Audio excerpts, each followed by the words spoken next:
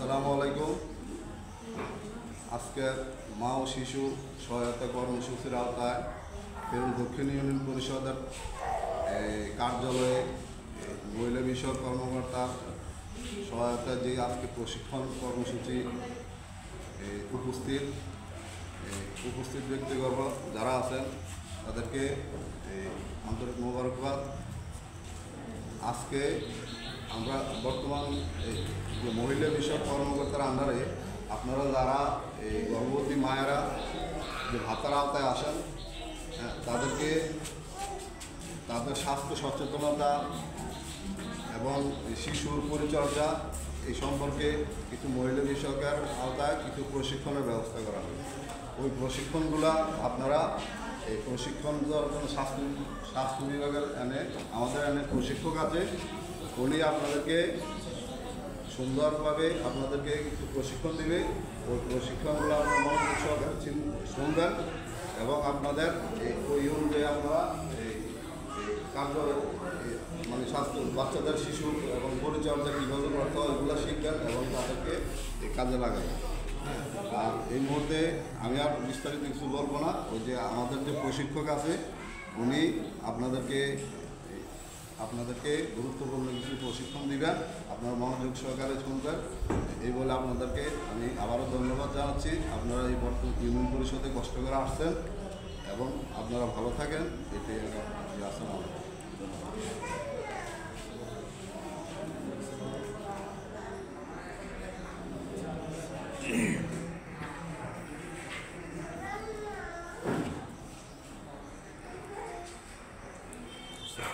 আসসালামু আলাইকুম।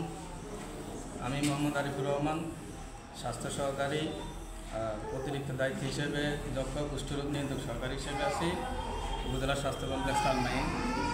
তো আজকে আপনাদের এখানে ডাকা হয়েছে যে মহিলা বিষয়ক উন্নয়ন সংস্থা মা ও শিশু সহায়তা কর্মসূচির আওতায় যে কার্যক্রম তারা পরিচালনা করতে হবে, ওই কার্যক্রমের যারা ভাতাভোগী তাদেরকে এখানে কিছু স্বাস্থ্য শিক্ষা দেওয়ার জন্য, কিছু সচেতনতামূলক কথা বলার জন্য এই আয়োজন করা হয়েছে। তো আমাদের সচিব মহোদয় তো সব কিছু বলছেন, এই পর্যায়ে আমি আপনাদের সামনে স্বাস্থ্য শিক্ষার বিষয়ে কিছু কথা বলবো, মনোযোগ দিয়ে শুনবেন এগুলা এবং নিজেদের নিত্য দৈনন্দিন জীবনে এগুলো অ্যাপ্লাই করার চেষ্টা করবেন যাতে করে নিজে সুস্থ থাকতে পারেন এবং বাচ্চারাও সুস্থ থাকে। তো শুরুতে আমি যেটা বলবো সেটা হচ্ছে গর্ভকালীন যে সেবা, একজন মা যখন প্রেগনেন্ট হওয়ার পরে তাদের 4টা সেবা আছে 10 মাসের মধ্যে। 4 সেবার মধ্যে প্রথম সেবা হচ্ছে 4 মাসের সময়, অর্থাৎ আমরা যদি সপ্তাহে হিসেব করি 16 মাসের সময় প্রথম চেক আপ, সেটা আপনি স্বাস্থ্য কমপ্লেক্সে নিতে পারেন অথবা স্বাস্থ্য সহকারী, তারপরে বিভিন্ন হসপিটালও আছে।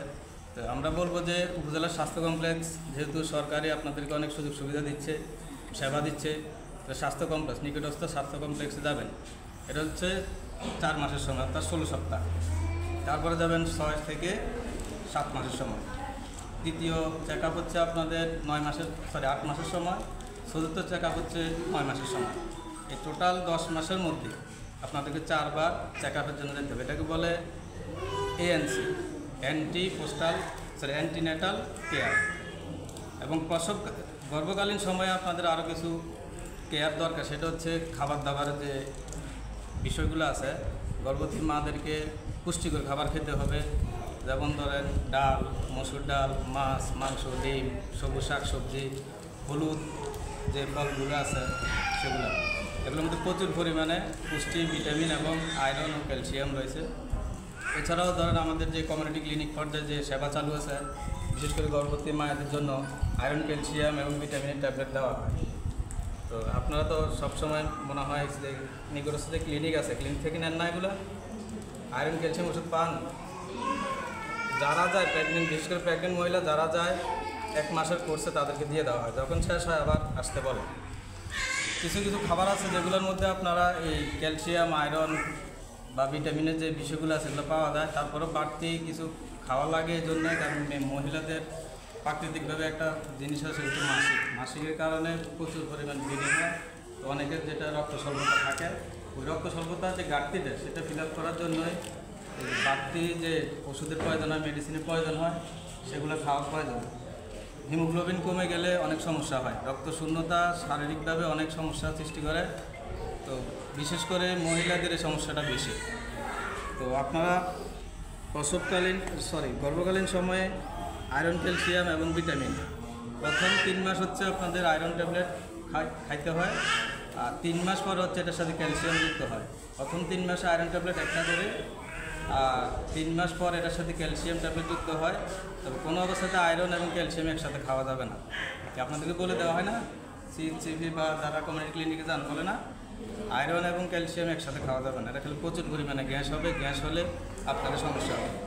ঠিক আছে, সকালে আপনি যদি দুপুরে একটা করে ক্যালসিয়াম খান বা সকালে, তাহলে রাতে আয়রন খেতে, সাথে যদি ভিটামিন বি কমপ্লেক্সটা খান তাহলে সবচেয়ে বেশি ভালো কার্যকর হয়।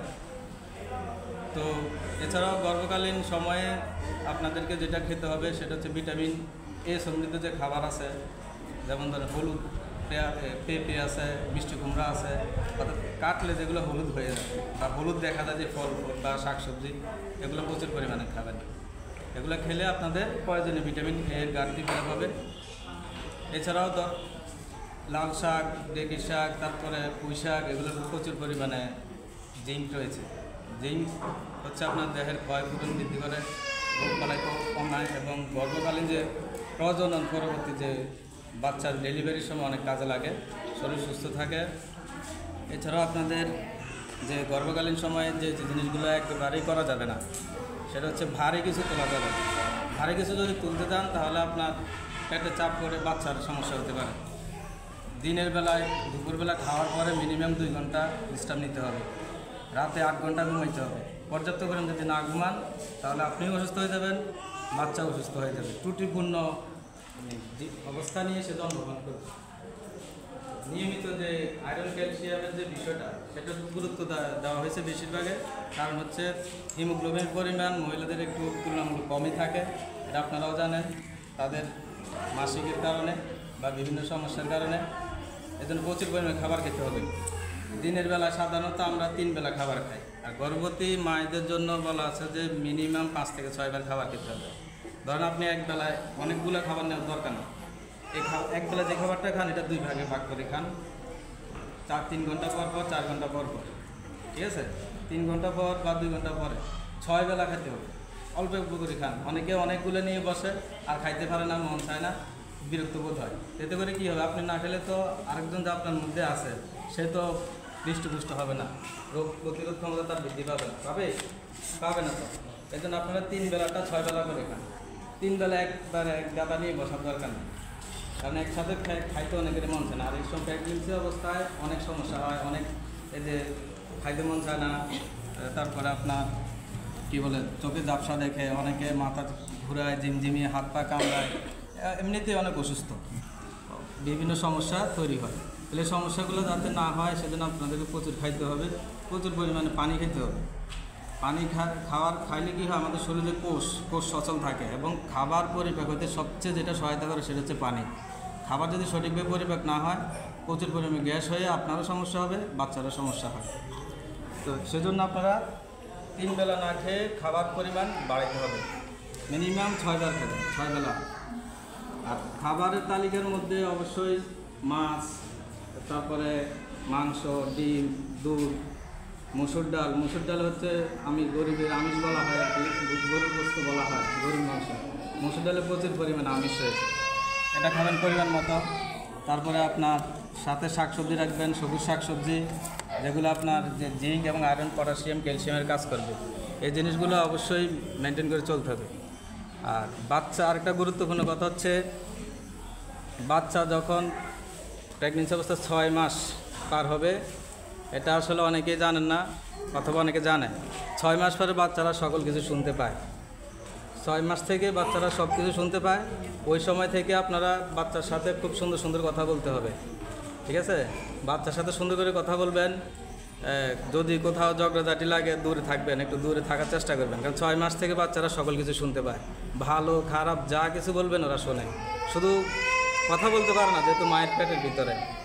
সেজন্য বাচ্চার সাথে সুন্দর করে কথা বলবেন, ছড়া শোনাবেন, তারপরে চাইলে যারা ধর্মীয় যে গ্রন্থ আছে ওইখান থেকে তেলাওয়াত করে শোনাবেন, বিশেষ করে কোরআন তেলাওয়াত করতে পারেন, এগুলো শোনাবেন। কারণ বাচ্চারা আপনারা যে কথা বলবেন, যে কথাবার্তাগুলো বলেন, এগুলোর উপরে বাচ্চারা কী বলে যে চটপট আমরা বলি না যে চটপটে হয়, তো এগুলোর উপরে হয়। আপনারা যদি সুন্দরভাবে তাদেরকে কথা বলে শোনান, তারা ওই জিনিসগুলো শুনবে, তাদের মধ্যে একটা স্পৃহা কাজ করে যে তারা শুনতেছে। আর দেখবেন যে 6 মাসের পর থেকেই 7-8 মাসের দেখবেন যে পেটে, মায়েরা তো এটা ভালো বোঝে, পেটে হাত দিলে বাচ্চা কিন্তু নাড়াচাড়া করে, ঠিক আছে? এবার পা নাড়ায় অথবা হাত নাড়ায়, আপনি তাকে সিগন্যাল দিবেন, ও কিন্তু আপনাকে উত্তর দিবে। ওই যে হাত পা নাড়ায়, হয়তো কথা বলতে পারে না, কিন্তু ও সব কিছু বোঝে, শোনে। এটা খুবই গুরুত্বপূর্ণ একটা জিনিস যে তাদের সাথে সুন্দর সুন্দর কথা বলতে হবে, সুন্দর সুন্দর কথা বলবেন, যেটা বলছে। আর হচ্ছে কোরআন তেলাওয়াত যদি করতে পারেন, নামাজ পড়বেন, সবসময় 5 ওয়াক্ত নামাজ পড়ার চেষ্টা করবেন। আসলে গর্ভকালীন সময়ে কিছু বিষয় আছে, 5টা বিষয় হচ্ছে খুবই মারাত্মক, মানে ক্ষতিকর। সেটা হচ্ছে রক্তস্রাব হওয়া। যদি 5টা বিষয় হচ্ছে রক্তস্রাব হওয়া, মাথা ব্যথা ও ঝাপসা দেখা, তারপর প্রচুর পরিমাণে জ্বর, খিঁচুনি, এই যে কয়েকটা বিষয় বললাম, এগুলো গর্ভকালীন সময়ে সবচেয়ে মানে বিপজ্জনক।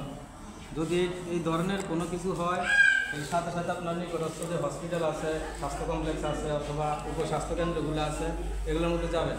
কারণ গর্ভকালীন সময়ে এই 5টা জিনিস হচ্ছে সবচেয়ে বিপজ্জনক। হঠাৎ রক্তস্রাব হয়ে যাচ্ছে, ঠিক আছে? তারপরে আপনার বসা থেকে উঠলে কী হয়, মাথা জিমজিম করে অথবা মাথা ঘুরে না, অনেকে মাথা ঘুরে মনে হচ্ছে সে পড়ে যাচ্ছে। তারপর হচ্ছে প্রচণ্ড জ্বর হয়, প্রচণ্ড জ্বর আসতে পারে, ঝাপসা দেখা যে বিষয়টা সেটা হতে পারে। এই জন্য এই 5টা বিষয় খুবই সেন্সিটিভ, এগুলো আপনারা খেয়াল রাখবেন। যদি এই টাইপের কিছু হয়, সাথে সাথে আপনারা স্বাস্থ্য কমপ্লেক্স অথবা নিকটস্থ হসপিটালে যাবেন। এটা হচ্ছে গর্ভকালীন সময়ের যে বিষয়গুলো। আর যেটা আয়রন ক্যালসিয়ামের শুরুতেই বলে রাখছি, প্রথম 3 মাস হচ্ছে আয়রন, যেটাকে আমরা ফলিক অ্যাসিড বলি আর কি হেলথের ভাষায়। আর 3 মাস পরে হচ্ছে আপনার ক্যালসিয়াম যোগ হবে এটার সাথে, সাথে ভিটামিন বি কমপ্লেক্স। আয়রন এবং ক্যালসিয়াম শুরুতে বলছি একসাথে খাওয়া যাবে না। যদি একসাথে খান, প্রচুর পরিমাণে গ্যাস করবে, প্রবলেম হবে। অনেকে খায়, তবে না খাওয়াটাই মানে উত্তম আর কি, ঠিক আছে? আর গর্ভকালীন সময়ে আপনারা যে জিনিসটা করবেন, কিছু কিছু বিষয় আছে সেগুলো আপনারা ব্যবস্থা করে রাখতে হবে। সেটা হচ্ছে শেষ সময়ের দিকে ডেলিভারি ডেট যখন আসে, গাড়ি ঠিক করে রাখা, মানে যদি কোনো কারণে আপনার বাড়িতে দক্ষ দাত্রী না থাকে, নর্মালি ডেলিভারি যদি ব্যবস্থা না থাকে, তখন হসপিটালে অবশ্যই যেতে হবে। এই জন্য আপনারা গাড়ির ব্যবস্থা করে রাখবেন, বিভিন্ন যে টাকা পয়সা তো প্রয়োজন, এগুলো ব্যবস্থা করে রাখবেন আগে। এরপরে যোগাযোগ করবেন স্বাস্থ্যকর্মী যারা আছে তাদের সাথে, অথবা হসপিটাল নিকটস্থ যে স্বাস্থ্য কমপ্লেক্স আছে পরিচিত থাকতে আগে কথা বলে রাখবেন। আর ডেলিভারির যে ডেট দিবে, সেই ডেট অনুযায়ী হসপিটালে বা স্বাস্থ্য কমপ্লেক্স নিকটস্থ যে সরকারি স্বাস্থ্য কমপ্লেক্স আছে, উপজেলা স্বাস্থ্য কমপ্লেক্স আছে, উপস্বাস্থ্যকেন্দ্র আছে, অথবা যে পরিবার পরিকল্পনার যে উপস্বাস্থ্যকেন্দ্র আছে, এগুলোর মধ্যে যোগাযোগ করবেন। ওগুলোর মধ্যে 24 ঘন্টার ডেলিভারি কার্যক্রম করা হয়। তো পরিবার পরিকল্পনাতে যেটা করা হয়, সেখানে সম্পূর্ণ ফ্রিতেই ডেলিভারি কার্যক্রমটা করা হয়, যে কোনো সময়, 24 ঘন্টার মধ্যে যে কোনো সময়। ডেট যখন আসবে তখন আপনারা এটা খুবই খেয়াল রাখবেন। প্রসব পরবর্তী গর্ভকালীন আরও একটা গুরুত্বপূর্ণ জিনিস হচ্ছে টিকা, টিটি টিকা। মহিলাদের বা মেয়েদের 15 বছর বয়স থেকে 49 বছর বয়স পর্যন্ত 5টা টিটি টিকা নেওয়া লাগে। যদি কেউ বিয়ের আগে মানে বাচ্চা নেওয়ার আগেই 5টা টিটি টিকা কমপ্লিট করে থাকেন, তাহলে তাকে আর কখনো ওই টিকাটার জন্য নেওয়ার প্রয়োজন নেই। তারপরেও ডাক্তারদের কাছে গেলে সাজেস্ট করে যে একটা